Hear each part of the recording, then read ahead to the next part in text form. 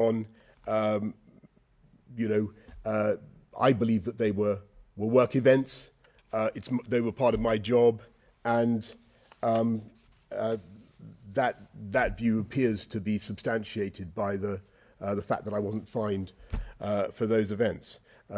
For the rest, I just want to say, I appreciate that things didn't go in the way that I would have wanted. The events proceeded afterwards in the way that I certainly wouldn't have wanted to see. What happened with the custodians was plainly, and the cleaners was plainly, utterly unacceptable. And I apologise for that, as I've apologised to them personally.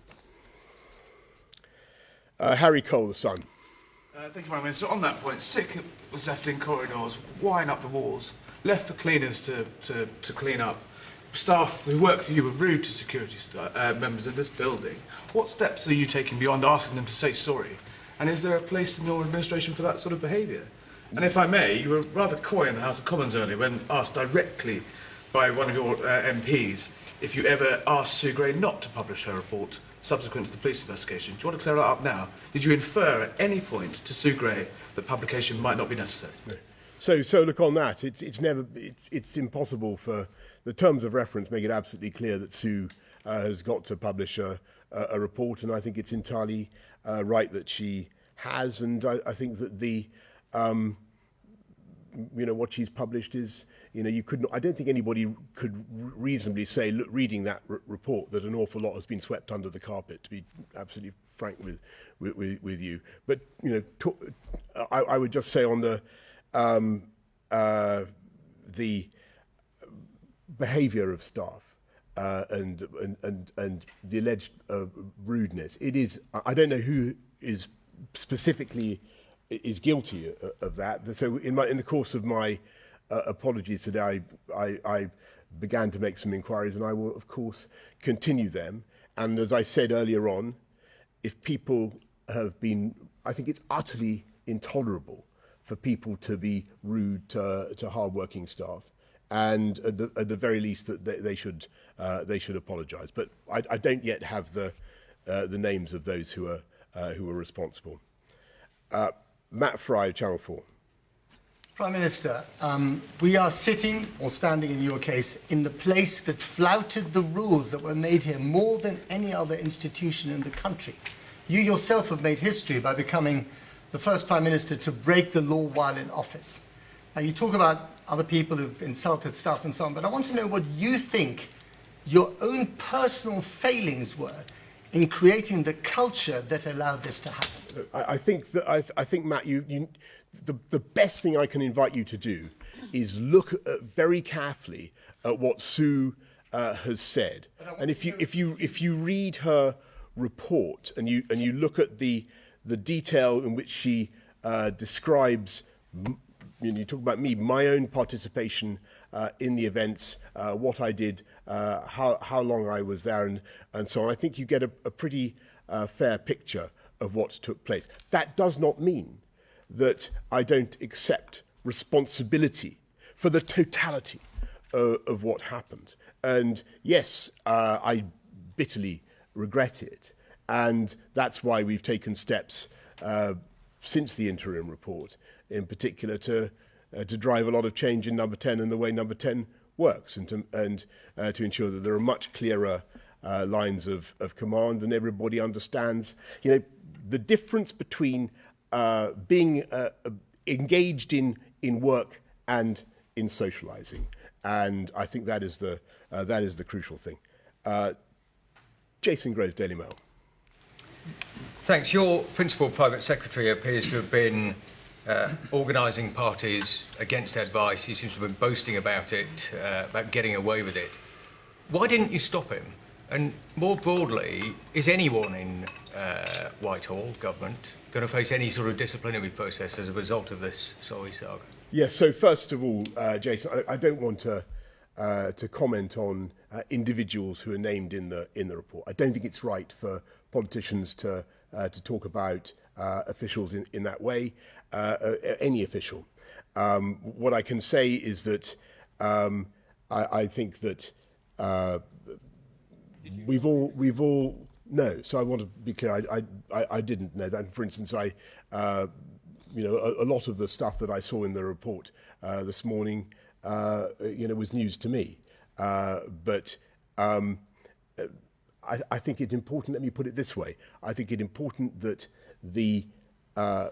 everybody who's named, everybody who hasn't been named, everybody who's in any way involved in this whole business has got to learn the lessons, and that applies to everybody in the report. Tom Harwood, GB News. Thank you, Prime Minister. The fines that were issued across Downing Street and the whole of Whitehall were for events that took place over varying levels of restriction. It took months of investigation to determine whether a number of edge cases broke the rules that you set or not. Indeed, you said earlier in Parliament that it can be very difficult to decide the boundary between what qualifies as work and what qualifies as socialising. So in hindsight, were the rules that you set simply too unclear, too illogical, and too tight for too long? And just, if I may, on another issue that really does affect people up and down the country, real wages are projected to be lower in 2026 than they were in 2008. What are you going to do about it? So first of all, Tom, on the rules, we had to implement, and this is a controversial thing, and there are many people who think that you could have done without restrictions. You could have just relied on people's personal responsibility. The difficulty was that we were facing a pandemic of a kind that we'd never seen before, certainly not in my lifetime. Its effects were unknowable, and all the medical and scientific advice was that you had to proceed by non-pharmaceutical interventions. You had to get people to behave according to certain rules. So I don't think the flaw was with the rules, Tom. I've got to, we should have recognised that the boundary between work events and socialising for people who are continuously working together in the same place was going to be hard to draw, and things should have been done differently, and they certainly are being done differently from now on. On your point about incomes, which is the crucial thing, and look, the COVID pandemic cost the government it cost taxpayers $408 billion just to support businesses and support families through the pandemic. It's left a very difficult fiscal position. Employment is very strong. Some features of our economy are extremely strong. But there's no doubt, because of the global supply chain shocks exacerbated by what Putin has done in Ukraine, by the spike in the price of energy, we're going to see pressures for a while to come. I've just got to be realistic with people about that. We're going to see pressures on household finances. So what I'm saying to people is that we will continue to respond, just as we responded throughout the pandemic. It won't be easy, and we won't be able to fix everything. But what I will also say is that we will get through it, and we will get through it well. And that we have some fortunate fundamentals, not least the lowest unemployment rate since 1974. That we have a strong labour market. We have a lot of firms who are looking to hire people, looking to grow, and that augurs well for the future. But there's no question we have pressure now on household finances. Everybody knows it, everybody can feel it, and believe me, the government is going to do everything we can to help people. Let's go to Esther Webber, Politico. No, I mean, that's it. Given everything we've heard and what you said about the boundaries not being properly drawn, what can you say to reassure us that you and the officials you appoint to the top jobs are capable of being the grown-up in the room? Thank you, Esther. I think that just on me in particular and my role, I just remind you of what I have said, and I hope I won't seem to be pernickety when I say that I thought the things that I was attending were work events. I thought that my job was to thank people for their contribution to public life, to government service. But, you know, plainly, we all made mistakes and we have to learn from them. It is no mitigation, but it's helped set the context that these were really, really exceptional circumstances, but then they were exceptional for everybody in the country, and I accept that. Beth Rigby, Sky. Thank you. Prime Minister, vomit, drunken altercations, security staff being treated with contempt, cleaners having to mop up red wine. Sue Gray's a shaming dossier, really, isn't it, of what's meant to be the place, the heart of government, that sets the standards of our country. And it's your culture under your leadership. Did you never for a moment during the past 5 months, or even this morning, when that report landed on your desk and you read it blow by blow, think about resigning? A poll out today, just out, says 3 in 5 Britons think you should.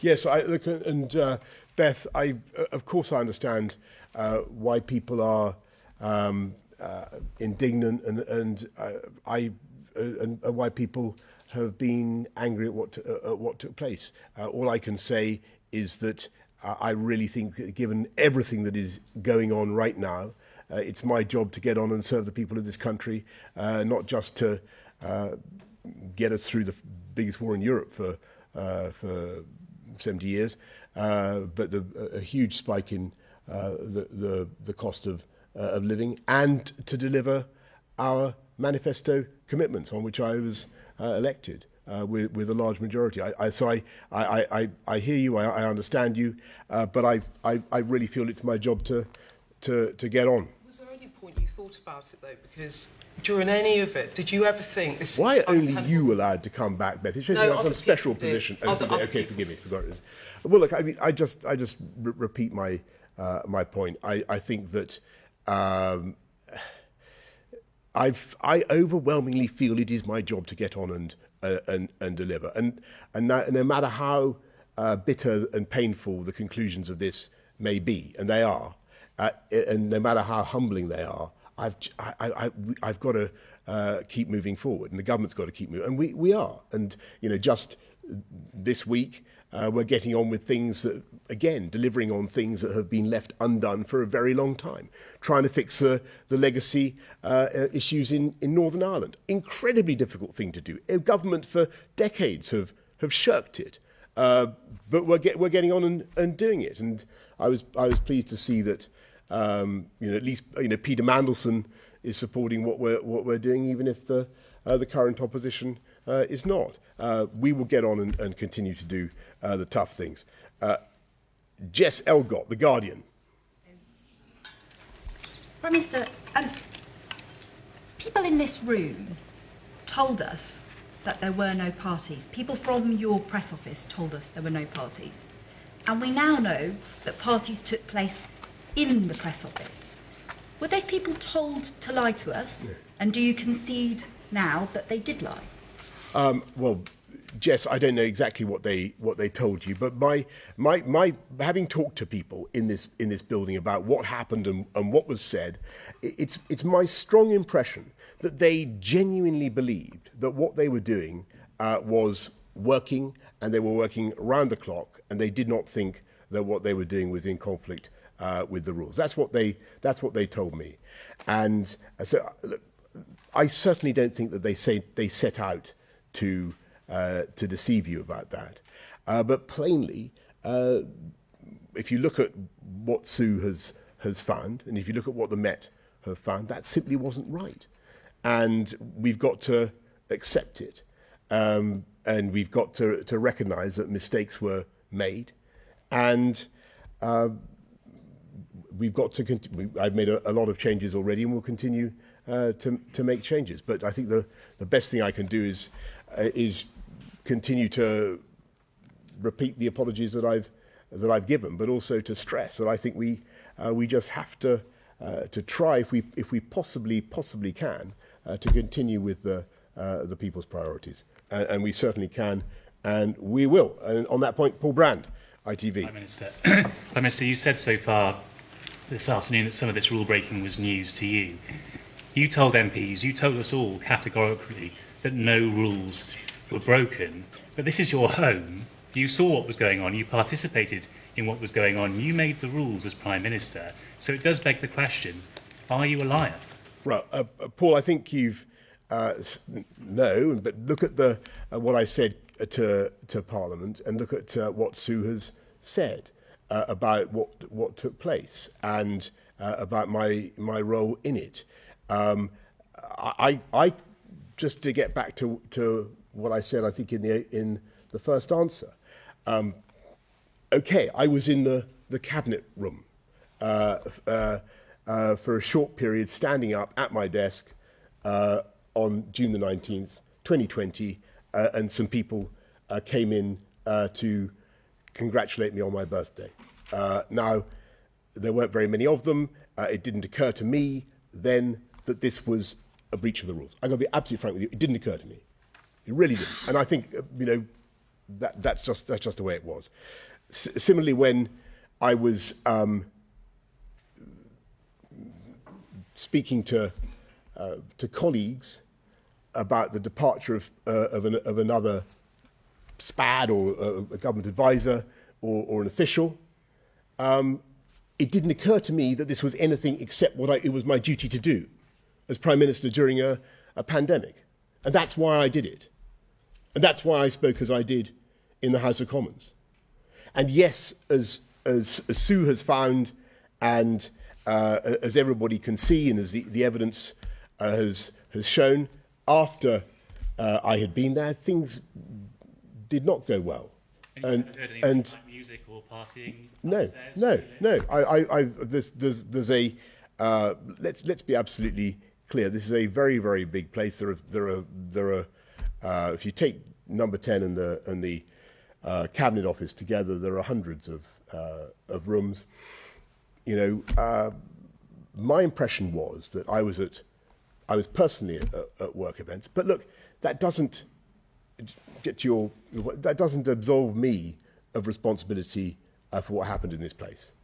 I take that responsibility. I continue to make sure that we make changes. I've apologised today, not just again to the House and to the country, but also to the custodians and the staff who now it turns out were wrongly and badly treated. I think it's repugnant that happened, but I think the best thing I can do now, without in any way wishing to minimise what has happened, is simply get on with delivering on the priorities of the people, and that is what we are going to do with it. And I'm sorry to say I have to leave you all now. Come on, Prime Minister. Live question. Okay, I'll take 3 more questions, but I'm under strict. I was under strict instructions to agree to no more than 9. But such is my natural generosity of soul. I will go to Pippa Crerar.